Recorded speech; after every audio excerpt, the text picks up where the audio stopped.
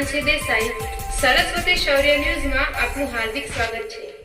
Patan collector કચેરી ખાતે નશામુક્ત ભારત અભિયાન અંતર્ગત કલેક્ટર શ્રી તુષાર ભટ્ટની અધ્યક્ષતામાં જિલ્લા સ્તરીય સંકલન બેઠક યોજાઈ।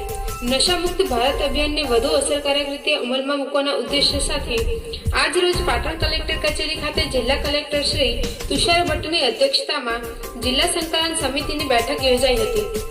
બેઠક દરમિયાન નશા વિરોધી પ્રવૃત્તિઓ, પુનર્વસન કેન્દ્રોની કામગીરી, કાઉન્સેલિંગ સેવાઓ તેમજ યુવાનોને નશાથી દૂર રાખવા માટેના વિવિધ કાર્યક્રમોની સમીક્ષા કરવામાં આવી હતી।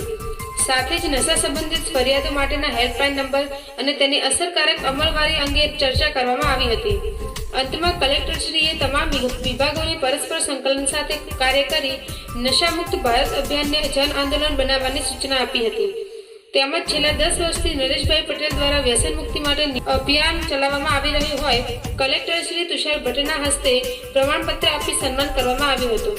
આ બેઠકમાં જિલ્લા વિકાસ અધિકારી શ્રી CL પટેલ, મુખ્ય જિલ્લા આરોગ્ય અધિકારી શ્રી વિષ્ણુભાઈ પટેલ સહિત સંબંધિત વિભાગના અધિકારીઓ ઉપસ્થિત રહ્યા હતા।